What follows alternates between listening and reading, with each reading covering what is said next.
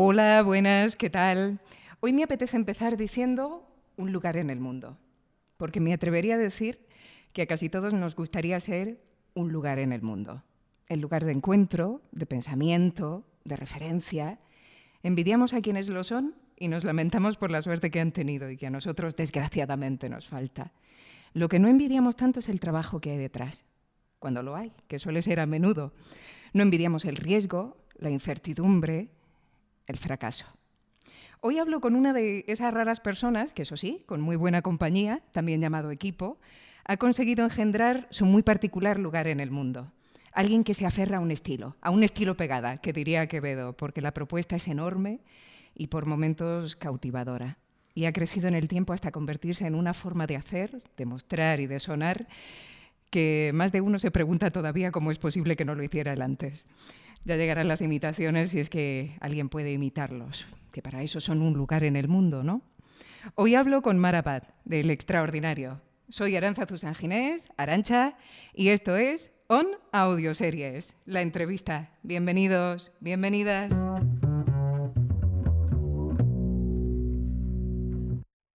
Hello, my friend. I hope you're doing well. It's been a while since I saw you last.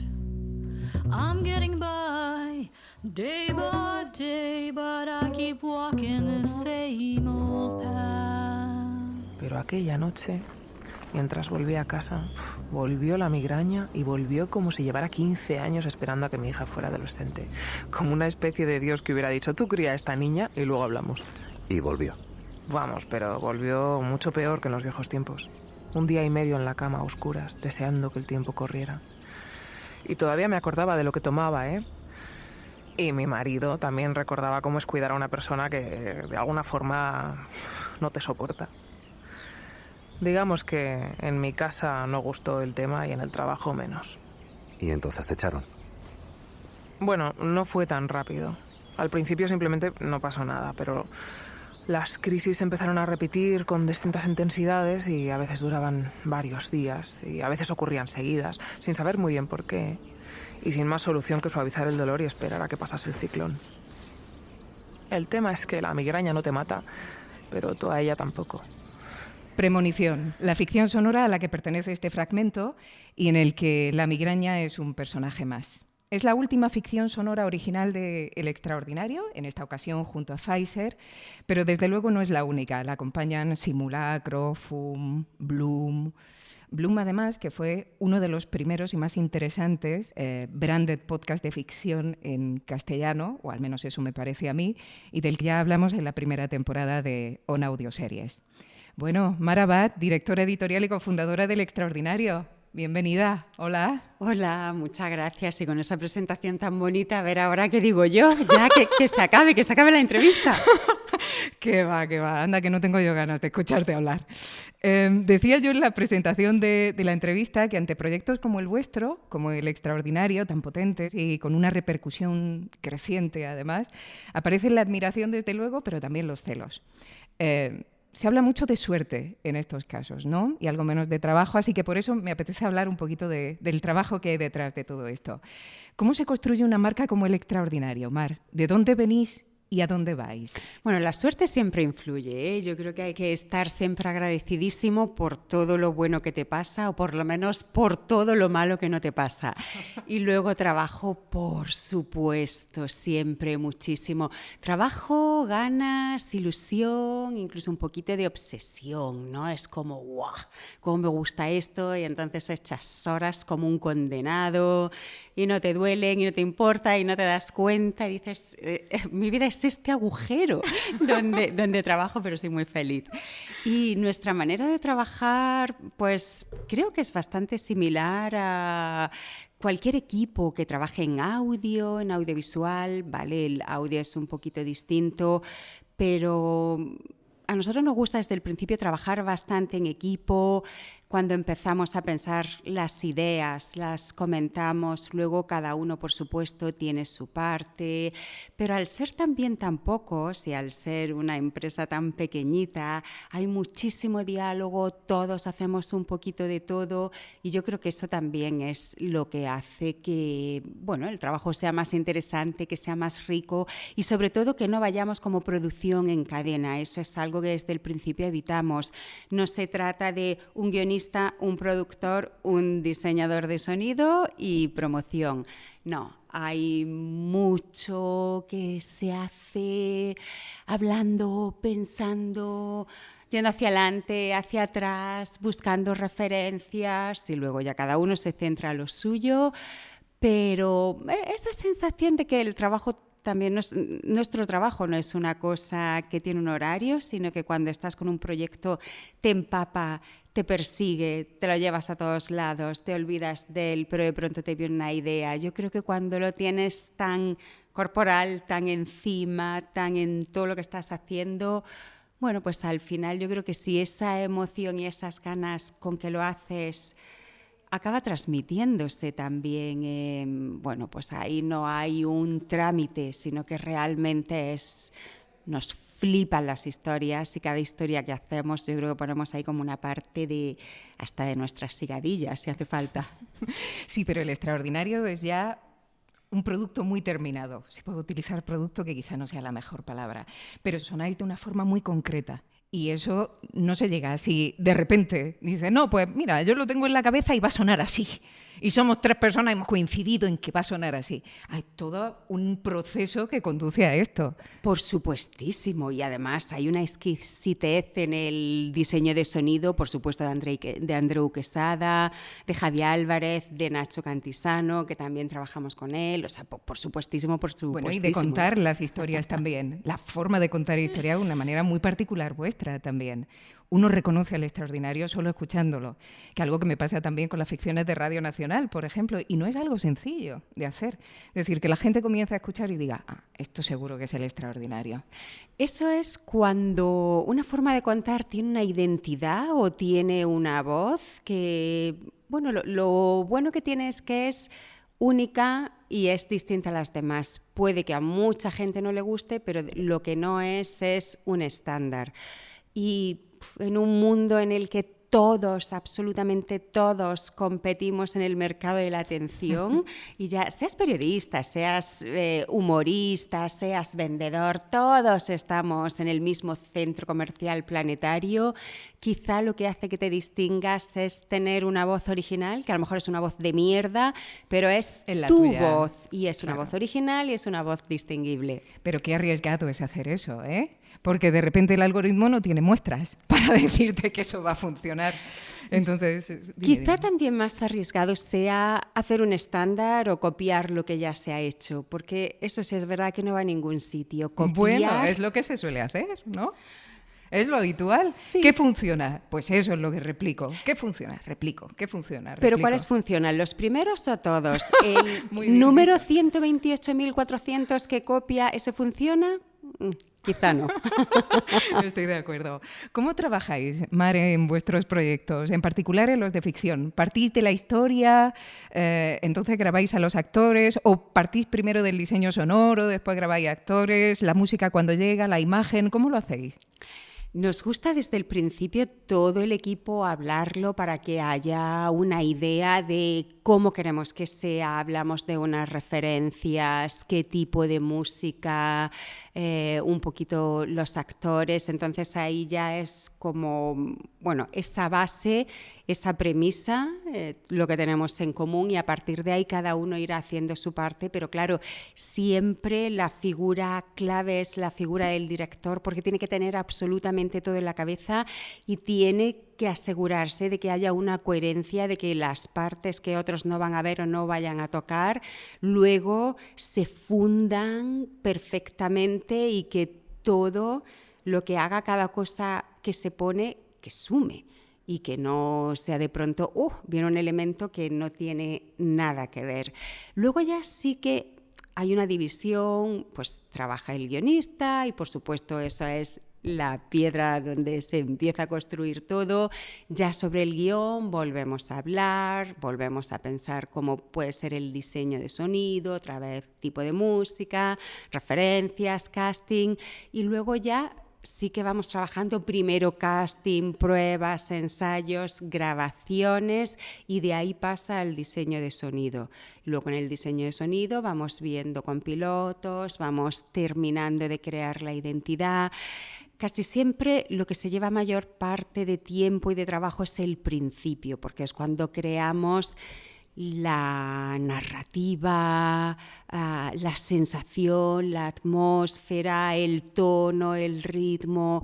Y una vez que ya se tiene eso, una vez que se tiene el piloto, que se tiene el capítulo 1, ya luego es que casi va solo realmente, ¿no? Es como, bueno, es que el trabajazo de verdad es la pensada que te pegas, es elegir a los actores, incluso es ensayar con ellos para buscar a los personajes, porque a veces tienes clarísimo que ese actor es el ideal para ese personaje, pero bueno, no es llegar y grabar, tienes que terminar de formarlo. Eso es una cosa de las más bonitas de la ficción sonora. Un personaje empieza en la cabeza del guionista, sigue en las letras del guión, pero luego pasa por la cabeza del director.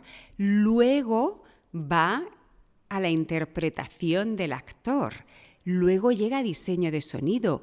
Luego está junto a otros actores y está en una atmósfera.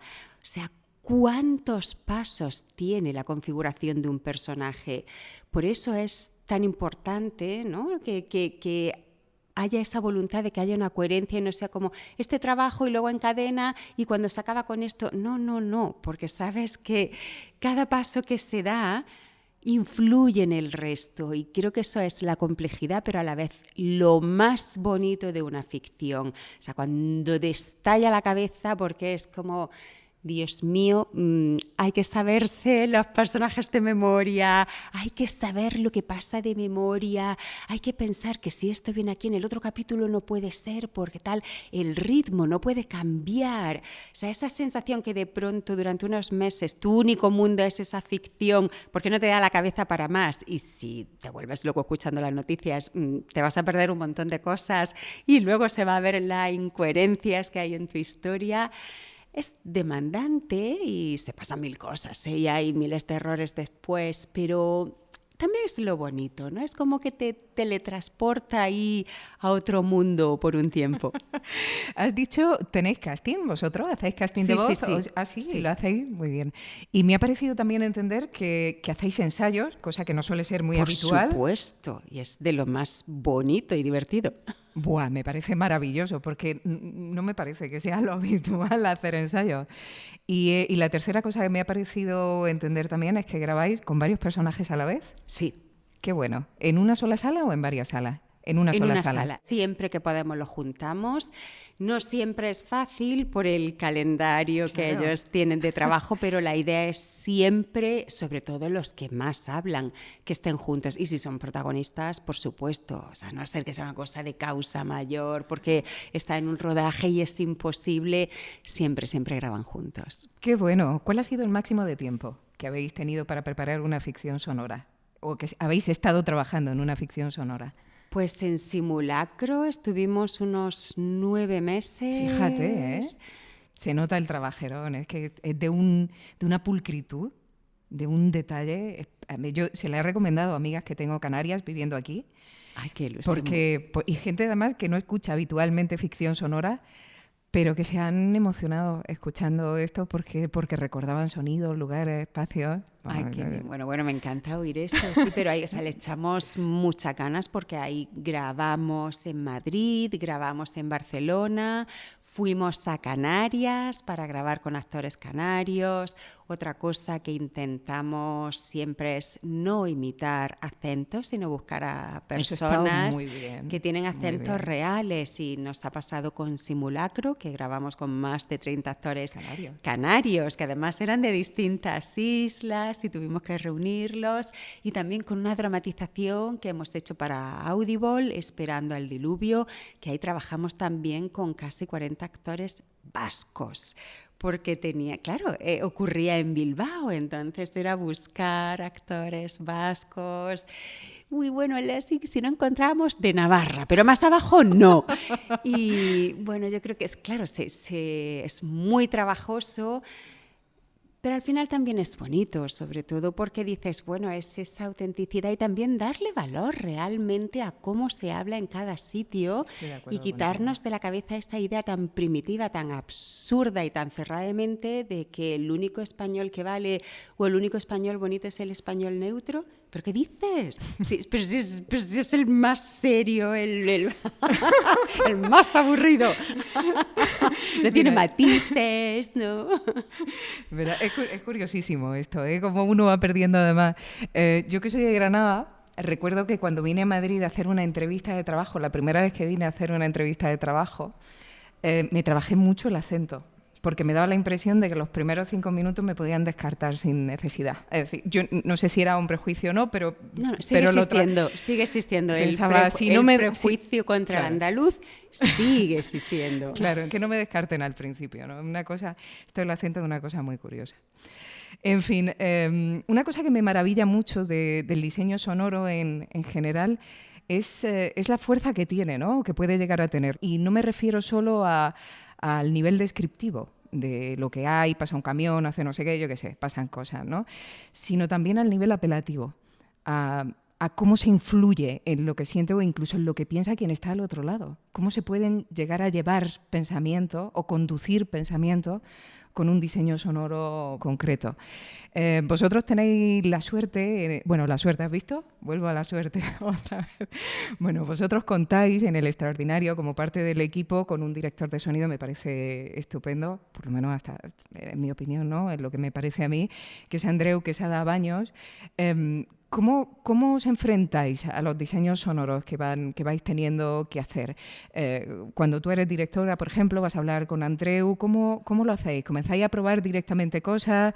¿Tenéis ya un diseño pensado en la cabeza y partís de ahí? No sé, ¿pensáis primero en la música? ¿Pensáis primero en el ritmo, en el tono? ¿Cómo lo hacéis con los diseños sonoros? Sí, yo estoy muy de acuerdo contigo en que Andreu es un genio y de hecho yo soy su primera fan porque me encanta su trabajo y es una maravilla trabajar con él, y a mí me encanta decirle, digo, bueno, es que mis guiones son planos, están en 2D, son palabrillas, hay píxeles, pero de pronto cuando hay escenarios, cuando toma vida es cuando pasa por sus manos y por el Pro Tools. O sea que completamente de acuerdo de que en el audio es básico, es fundamental todo el trabajo del diseño sonoro, pero del ritmo, de las atmósferas, la música, y con la música no estoy hablando de meter una canción, y mucho más una canción comercial, ni reggaetón, ni... No. Esa música que se crea con las palabras, con los silencios, ese ritmo, ¿no? Como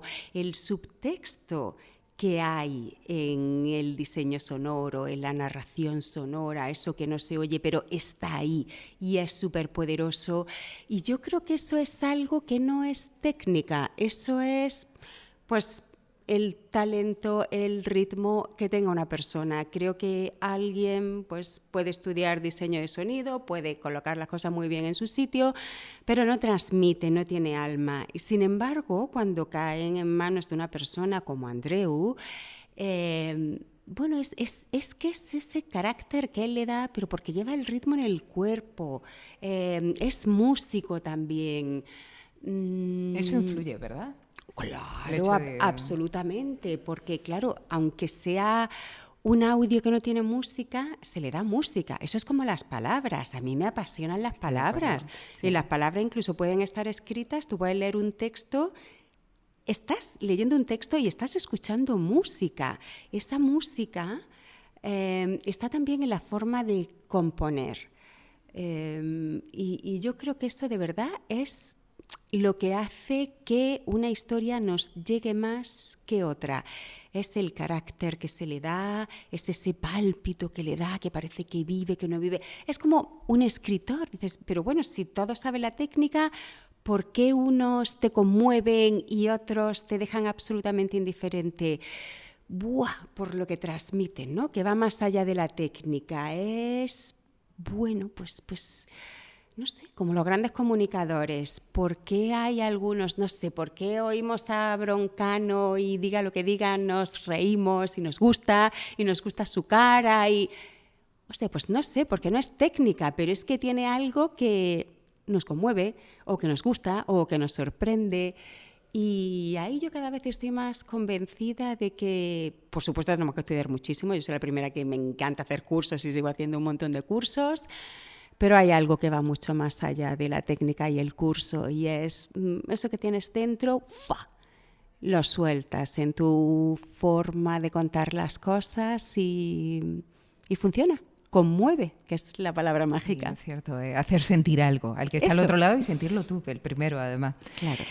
¿Alguna vez habéis partido haciendo, cuando os planteáis una ficción sonora, el partir de la estética? Quiero que tenga esta estética muy concreta. ¿Y después habéis pasado al guión o no lo habéis hecho nunca? Por ejemplo, Crímenes es un... Partís así, ¿no? Es un caso clarísimo de... Bueno, yo hace años, no sé por qué, soy una enamorada del folletín, que no lo conoce ni Perry y quien lo conoce lo desprecia, pero a mí me parece la maravilla de... Yo creo que habrían estado muy orgullosos aquellos que escribían aquellas noticias en el siglo XIX, principios del XX, hablando de esos crímenes. Audaz. Totalmente. Habrían estado muy orgullosos de aquello a lo que ha dado lugar esa noticia en el siglo XXI.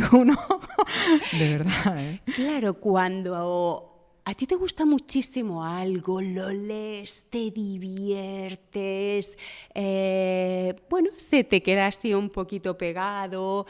Cuando hicimos los primeros programas, pues pensando en Crímenes antes del tema, que por supuesto pronto ya dije, bueno, historia, los crímenes, porque le encantan a la gente y porque los crímenes para mí es fácil contarlos si son muy lejanos, porque ya se han convertido en historias y están despersonalizados. Yo sería incapaz de hacer true crime actual, o sea, me muero yo antes que el muerto del true crime. Y creo que con eso que te vas empapando de las cosas que te gustan, como el folletín, el cuplé, el género chico, el sainete, esas cosas tan denostadas que son tan maravillosas, que eran tan modernas, tan desenfadadas, tan punkis, tan desconocidas, con ese amor que tienes ahí en la cabeza, es como, esto tiene que salir de alguna manera y también actualizado, porque yo creo que volver al pasado y copiar el pasado es una cutrez y además dudo que funcionara. Pero si rescatas maravillas del pasado y lo juntas con el pulso actual, puede que funcione, puede que no, pero bueno, pues mira, si funciona, pues para adelante. Y si no, para atrás. Yo te tengo que reconocer, a mí el true crime me pasa como a ti. Yo no escucho true crime ni crímenes reales porque me ponen mal cuerpo, lo paso mal, no me gusta nada. Y de hecho me resistí mucho hasta escuchar Crímenes del musical. Me obligué un poco y dije, venga, vamos, estos son crímenes, pero bueno, a ver qué pasa, a ver de qué va esto. Y aunque aquello de lo que hablan no me interesa demasiado, porque son crímenes reales, el formato me gustó mucho. Y lo que más me ha gustado, te tengo que reconocer también de Crímenes del musical, ha sido la manera en que habéis ido evolucionando. La primera temporada suena de una manera, la segunda temporada suena de otra y la tercera a mí me pareció brillantísima, me pareció espectacular. Lo que habéis conseguido con la tercera temporada, me parece ya que el siguiente paso es una ficción. Es una ficción con este formato, ¿eso lo habéis planteado? Ojalá, bueno, nuestro sueño es hacerlo en un teatro de verdad. Lo que pasa es que eso es los jurdeles, a ver cómo conseguimos la financiación, pero en cuanto haya financiación, al teatro que nos vamos. Y la idea de ir cambiando es mantener el espíritu de Crímenes, pero que cada temporada sea distinta y que sea también un homenaje a las narrativas.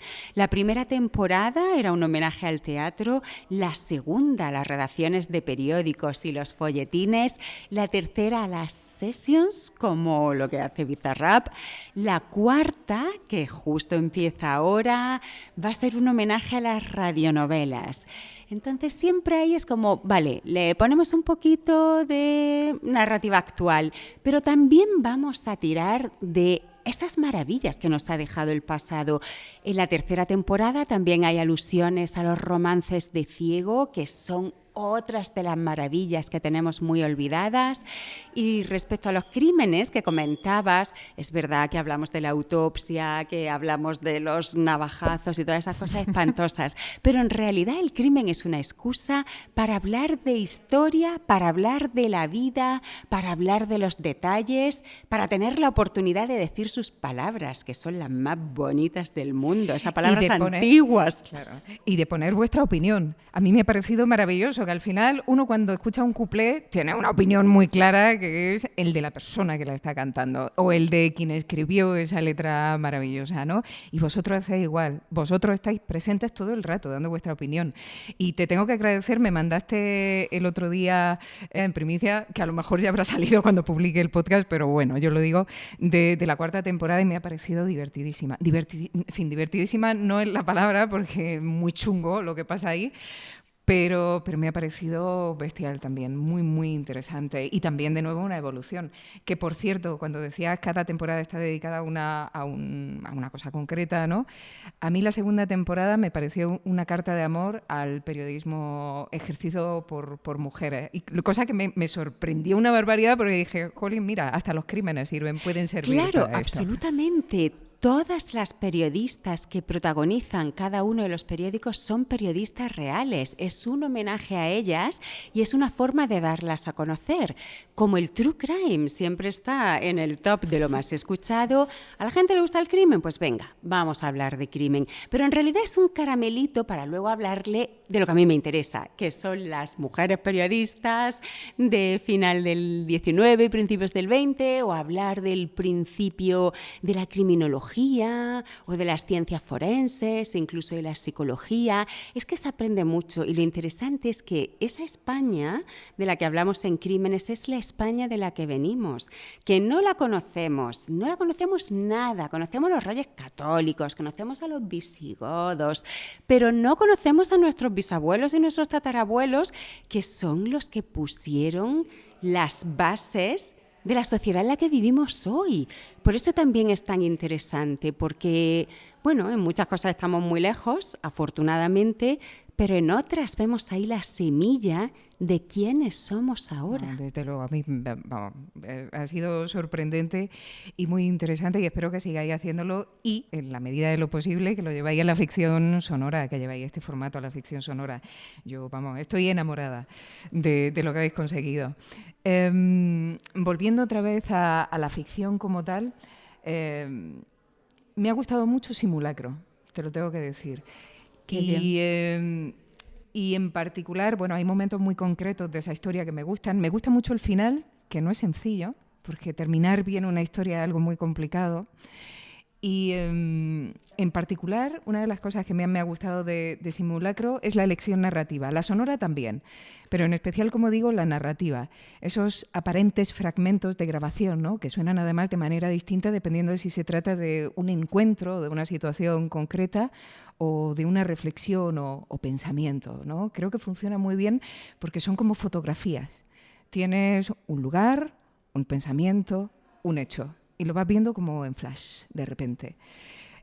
¿Por qué esta elección? ¿Por qué esta elección narrativa? ¿Por qué contar esta historia así? Todo parte de Julio Rojas, que es el guionista y es otro genio, y en su guión ya invitaba a que cada escena fuese muy distinta. Luego, por supuesto, está el brillantísimo trabajo de Andreu, que ahí, claro, la hacía que se distinguiese realmente, incluso te lleva a otros mundos, cuando en un momento el protagonista, Santiago, va a una cueva, otra vez que incluso se mete en un subterráneo, otra vez que sale corriendo. O sea, cada una es absolutamente distinta y creo que esa fuerza que se intuye en el guión realmente, claro, va pasando por tantas fases que o te lo puedes cargar o lo puedes hacer muchísimo mejor. hemos tenido la fortuna de que Andreu lo que ha hecho ha sido lo que ya dejó escrito Julio, darle una potencia salvaje. Y luego los actores también es que son espectaculares, es que Isaac Ferrid, Alberto San Juan, Mónica López y todos los demás, madre mía, o sea, es que es un lujazo que dices, cada nuevo elemento más que añadimos lo que hace es que crezca la historia. Yo creo que ha sido la suma de todo, pero por supuesto no hay que olvidar la raíz, y es que Julio Rojas realmente es que es una persona entre 10.000 millones, y no lo digo en plan pelotas, es que es espectacular. No eres la primera que me lo dice, ya te digo. Es increíble, Julio es increíble. ¿Puede ser el de Simulacro el diseño sonoro más complicado que habéis hecho? ¿O el reto más complicado? ¿O Bloom está por encima? ¿O hay alguna otra que esté por encima? A nivel de diseño sonora, quiero decir. Simulacro a mí me parece una exquisitez increíble. Hay muchísimo esfuerzo sonoro, por supuesto, pero además de las grabaciones que tenemos, porque hay mucha grabación de campo, además de un sonidista que ha estado 30 años acumulando y registrando sonidos de las Islas Canarias. O sea, no hay librería. Hay muchísimo real, hay muchísimo trabajo realmente. La música está muy trabajada, que también la compuso Andreu, y fue mucho tiempo de trabajo, mucho buscar qué es exactamente lo que queremos comunicar, ¿no? O sea, no era la música como la melodía. La música está pensada desde qué sentimiento queremos que tenga el oyente, y es un sentimiento bastante complejo, porque la idea de la que partíamos era que te conmueva, que te diga que está pasando algo, pero que no te asuste ni te cause rechazo. O sea, estás trabajando y muchas veces incluso con sentimientos contradictorios, y eso tiene que estar en una música. Y además una música que es una banda sonora que tiene muchas piezas y que tiene en cada momento, está específicamente para ese momento. Entonces, bueno, ahí hay muchísimo trabajo. Pero en otras ficciones sonoras también, por ejemplo en Premonición, yo creo que hay también sí mucho trabajo de diseño sonoro. Y en Crímenes, que a lo mejor parece más jiji jaja, mi madre, o sea, tiene un trabajo además de producción, de actores, de distintas capas, la corista Marta Daudé, que es espectacular, la cantidad de coros que va mandando. También ahí hay mucho trabajo. No, sí, al final todas tienen muchísimo trabajo. Fíjate, yo habría apostado porque dijera Bloom, porque para mí Bloom tenía una dificultad fundamental que yo creo que resolvéis bastante bien, que la historia es la que es, ¿no? Tiene una música, ciertos sonidos que acaban afectándote personalmente, también en tu acción. Y claro, ¿cómo reproducir esos sonidos? ¿Cómo embriagar con ese tipo de sonido, de ambientaciones? Me parece durísimo a la hora de diseñar, a la hora de hacer un diseño sonoro que realmente... Porque el escuchante, el oyente, tiene que estar realmente embriagado con todo eso todo el tiempo. Porque esa es la idea al final de Bloom. Que, bueno, eso es contar todo lo que se cuenta, ¿no? Pero el gran protagonista de Bloom es la ambientación. Claro, yo creo que ahí la genialidad de la historia que escribieron Carmen Pacheco y Manuel Bartual es que, como la música es un personaje más, claro, es tan importante, el diseño sonoro es espectacular y es bellísimo, pero es que realmente ya en el guión la música tiene muchísima fuerza, los ambientes. Yo creo que es una ficción que es clarísimamente una prueba de cuando un guión tiene muchísima fuerza, si le sumas el diseño sonoro, ya es la bomba, ¿no? Pero es que realmente esa parte de misterio, pero no el misterio policíaco, sino un misterio con esa sensibilidad que tiene Carmen en todo lo que escribe y todo lo que toca. Manuel también, por supuesto, pero yo diría que ahí hay un poquito más la mano de Carmen por su sensibilidad. Es que ya suena desde la lectura del guión. Es curioso lo de Bloom. Yo no sé, Carmen Pacheco, pero Manuel Bartual tiene una vocación de realidad muy interesante. Esto se ve mucho con Biotopía, pero aquí también. Yo me encontré al principio de Bloom me encontré algunos podcasts hablando de esa gran pintora. Quiero decir que había gente que se creía que era verdad. Ya. Que pensaban que era un documental sonoro. Sí. A nosotros nos lo decían y nos preguntaban. Entonces, me parece fascinante la vocación de realidad y la manera de hacerlo con esa vocación de realidad, ¿no? En el caso de Bloom también. Pero bueno, has hablado un poquito de premonición y mira, te tomo un poco la palabra porque me gustaría ahora ver un poco Branded Podcast, hablar un poco de ficción de marca y en particular de premonición. Porque cuando escucho como profesional ficciones como Bloom, como Simulacro, que también son ficciones de marca, lo tengo claro, ¿sabes? Entiendo bien cuál es el objetivo de quien hace el encargo y cuál es la manera de cumplir con ese objetivo. Pero en el caso de premonición, por ejemplo, desde luego una ficción en la que la migraña está en el centro y quien ha financiado es una empresa farmacéutica, me cuesta más trabajo ver que el objetivo de quien te contrata se llegue a cumplir. Es decir, me cuesta trabajo ver cómo hacerlo. Incluso si a mí me hicieran el encargo, diría, ¿cómo lo hago, no? Y no sé, porque en el caso, como digo, de Simulacro, de Bloom, está muy claro. Lo que se va a conseguir es que la gente intente revivir esa historia que tanto le ha gustado en el lugar en el que se cuenta esa historia. Pero ¿cómo hacer algo así con premonición? ¿Cuál es el siguiente paso? O con premonición o con cualquier otra cosa, ¿sabes? ¿Cuál es el siguiente paso? ¿Cuál es el paso que a través de la ficción nos va a conducir a la marca? ¿Cómo se plantea eso? ¿Cómo comenzáis planteando estas cosas? El briefing que nosotros teníamos era concienciar a la población sobre la migraña. Muchísima gente sigue sin saber qué es la migraña. Y muchas personas que conviven con gente que tiene migraña ni se lo acaba de creer, ni lo acaba de entender, piensa que es un dolorcito de cabeza y ya. Pero realmente la migraña es una cosa salvaje. De hecho, yo cuando la he entendido de verdad ha sido trabajando en esta ficción, hablando con un doctor que es la mayor eminencia en migraña que hay en España y en Europa, hablando con asociaciones de pacientes. Y creo que también ahí es fácil conseguir el objetivo, por supuesto siempre que funcione la ficción, porque realmente el objetivo no era hablar de Pfizer, el objetivo era hablar de la migraña y la persona que escucha esa ficción que sea capaz de ponerse en la piel de una persona que padece esa enfermedad y si no te pones en su piel, por lo menos que sepas que es un malestar espantoso que te incapacita por varios días, incluso cómo llega a cambiar tu vida, ¿no? La protagonista se plantea si tener hijos, si no tener hijos. Todo eso que refleja la ficción está recogido en la realidad. Fue un lujo trabajar en esa ficción porque, bueno, en otras que a lo mejor haces por tu cuenta, pues tienes que buscar en internet y se ha acabado. Aquí teníamos unos expertos increíbles, teníamos asesores médicos que leían los guiones y nosotros estábamos tranquilísimos de decir, no vamos a decir ninguna burrada científica.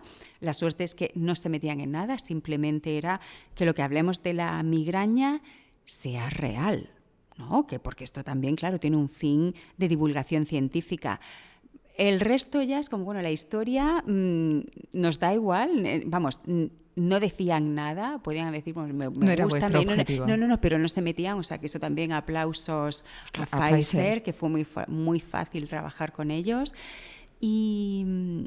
No, me parece, esto que dices de la migraña, yo te tengo que reconocer que tengo amigos muy próximos que sufren de migraña recurrente. Y me contaba una de estas amigas que su hijo, escuchando la ficción, le dijo un día, mamá, ¿esto es lo que te pasa a ti? Entonces, vuestro objetivo está conseguido, porque es dificilísimo, tienes razón, el plantear esto, pero claro, cuando lo ve en otra persona, aunque sea de ficción, de repente empieza a entenderlo, ¿no? De acuerdo. ¿Va a haber segunda temporada? Pues no sabemos, pero... Porque se quedó muy abierto, podría, ¿no? Puede haber, ¿eh? O sea, el final está como para 1, 2, 4 temporadas. No, y aparte a mí me gustó muchísimo trabajar en ese mundo, un mundo de 2040... Bueno, yo creo que por lo que vemos de las ficción sonoras a muchos nos gustan mucho los futurismos, ¿no? Y eso, pero sobre todo la parte que más me gustó fue construir un futuro en el que por supuesto hay mucha tecnología, pero también hay un poquito de apagón y un poquito de desastre, y entonces hay que volver a hacer queso de búfala, hay mucho río, hay naturaleza, hay moscas. Eso también fue muy bonito. A mí, fíjate, desde el punto de vista de diseño sonoro me pareció espectacular. Qué bien funcionan los bichos en diseño sonoro. Uy, absolutamente. Bueno. Y sí, la naturaleza, eso pero esa mezcla de mucha tecnología, pero a la vez vuelve a brotar la naturaleza, es como ¡guau! Qué interesante. Qué pues sí, no lo había explosiva. planteado. Pues sí, muy interesante. Fíjate, pues tengo que volver a escuchar Premonición con esto que me estás diciendo. Bueno, y hemos hablado de premonición, de simulacro, de Bloom, y no puedo dejar de preguntarte por FUM, claramente, por este proyecto, por este experimento muy valiente además, realizado en colaboración con Emisor Podcasting, con Sonoro, con Anfibia y con la no ficción. ¿Qué supuso esta coproducción para vosotros?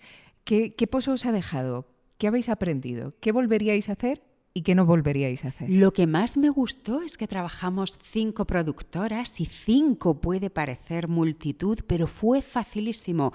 Y fue facilísimo porque era todo muy ordenado y había una dirección de Emisor Podcasting, que eso, claro, yo creo que siempre está muy bien. Vamos a poner todas las fichas en el tablero, pero vamos a tener muy claro qué es lo que tiene que hacer cada uno, y así es como las cosas funcionan. De verdad, fue una delicia por todos. Las reuniones que teníamos era muy bonito y muy interesante, sobre todo porque cada uno estábamos en países distintos, Argentina, Chile, México, Colombia y España, pero ver que luego entendíamos muchas cosas de manera similar y había una ilusión común. Y fue una experiencia que yo repetiría, pero de cabeza. La disfruté muchísimo. Y de hecho eso es algo, como periodista, pues antes mi vida era España y lo pequeñito que es España. Y una de las cosas que más me gusta de trabajar ahora en audio es que esa frontera no existe. Tenemos muchísima relación con personas que trabajan en Argentina, en Chile, en Colombia, en México, y eso es espectacular. Es verdad, las fronteras de repente se han roto. Es algo muy bonito, por un lado, y por otro da un poquito de miedo también, ¿no? Por todo lo que puede ocurrir. Se han roto porque somos poquitos. Si fuésemos muchísimos sería más difícil, claro. Al ser tan poquitos nos juntamos. Pero bueno, yo miedo no le veo, yo solo le veo belleza y diversión. ¿Teníais ya el guión en FUM? Sí. Y el proyecto partió de, tenemos este guión, vamos a hacerlo juntos, ¿no? Lo escribió Julio Rojas, fue iniciativa de Emisor Podcasting, fueron ellos los que nos llamaron a todos, lo explicamos, y además, bueno, su actitud siempre era de preguntarnos, hablar muchísimo, no era como, tenemos esto y vosotros soldaditos tenéis que hacer, para nada. Eso era lo bonito de las reuniones, que hablábamos mucho. Pero claro, es que ante un guión de Julio Rojas yo creo que hay que ser muy atrevido, ¿no?, para levantarle una línea. Sí, te creo. Bueno, yo siempre acabo con 3 preguntas, pero antes, hoy comienzo a hacer una pregunta que voy a hacer de aquí en adelante muchas veces, porque siento mucha curiosidad por saber qué opina la gente del sector. Han salido hace poco los nominados de los premios globales del podcast. Y entre los nominados, que por cierto, enhorabuena porque estáis nominados en Branded Podcast con Simulacro, que gracias. Ya os estáis acostumbrando, sois unos fijos en esa categoría. Enhorabuena porque está muy merecido. Y enhorabuena también por FUM, que también está nominado como Mejor Experimental. Pero bueno, entre los nominados a Mejor Actriz está Dana por la ficción Selección Natural. Una interpretación en la que el trabajo de técnico y el uso de la inteligencia artificial en postproducción ha tenido un peso muy importante. Entonces, me gustaría saber qué te parece la nominación. Si tienes alguna opinión. Claro. No conozco exactamente cómo fue el trabajo. Yo pensaba que había mucho más peso del trabajo técnico que del trabajo de interpretación. O sea, que no me quiero atrever a opinar sin conocer muy bien, pero desde luego ahí sí que pienso que hay un trabajo muy importante de equipo, porque no es simplemente editar la voz de una actriz, sino que es que los diseñadores de sonido, los editores de sonido, no sé si músicos, no sé quién estaría ahí, ha puesto muchísimo, pues también es parte de su trabajo. Quizá lo que sería más interesante es considerarlo por primera vez que no sería un premio a una actriz, sino un trabajo de interpretación de todo un equipo. Claro, muy interesante, pero eso requiere que haya transparencia completa.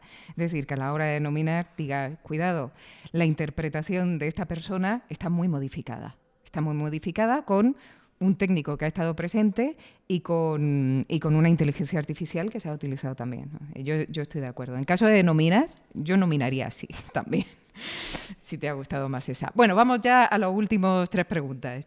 La primera, ¿cuál es la ficción que hayas escuchado que más te ha gustado hasta la fecha? Dime una tuya, una vuestra que sea la que más te guste o por la razón que sea, y otra de otra gente.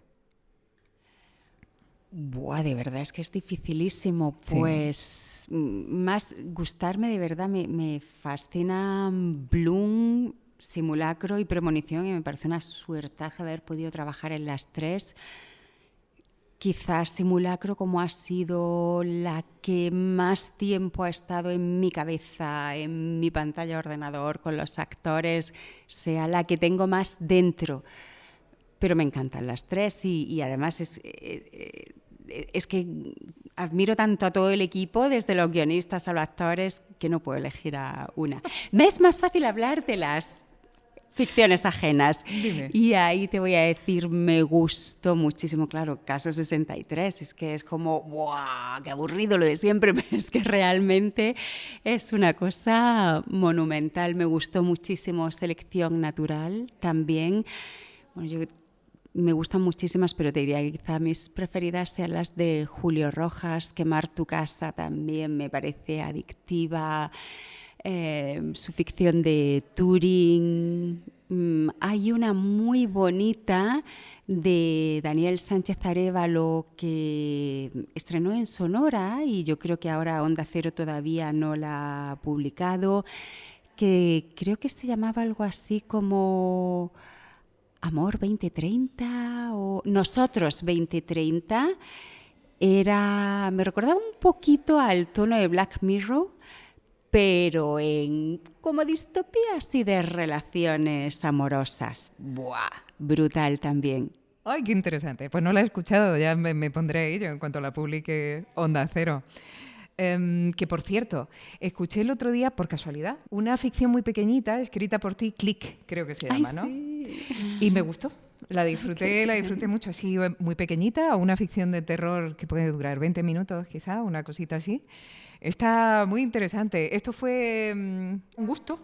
¿Por qué la hiciste? Bueno, fue un arrebato, realmente fue un arrebato y luego fue una enseñanza. Mira. Lo que hicimos es, claro, las ficciones son caras, sí. Entonces, claro, es mucho más fácil cuando tienes una marca detrás, pero si la financiábamos nosotros, teníamos que pensar en cosas más pequeñitas. Creamos una serie que se llama Lo Sublime Siniestro, y la idea era ir publicando capítulos de terror psicológico autoconclusivos. ¿Qué hemos aprendido con esto y qué hemos aprendido con Fun? Que no funcionan porque la gente no lo entiende. Cuando publicamos Click, me escribieron muchísimo para preguntarme ¿y cuándo es el segundo capítulo? Y digo, no, acaba ahí, además es un final abierto y además, a propósito, por joder, para dejarnos a todos con muy mal cuerpo, que eso es lo que hacen los finales abiertos, pero a la vez a mí me apasionan los finales abiertos, claro, porque te dejan asomado al vacío, pero sigues con la historia y también es tu responsabilidad imaginar. Y está bien que nos azoten en la cabeza y dejarnos un poco así con el cuerpo de puede ser esto, puede ser lo otro. Yo creo que esa es la maravilla de las historias, ¿no? que nos aturdan un poco. Y bueno, luego publicamos otro capítulo autoconclusivo que se llama Mortificatio, de Entre lo sublime y siniestro, pero pasó igual. Cuando lo lanzamos, la gente no lo entendía, era como, ¿pero esto qué es?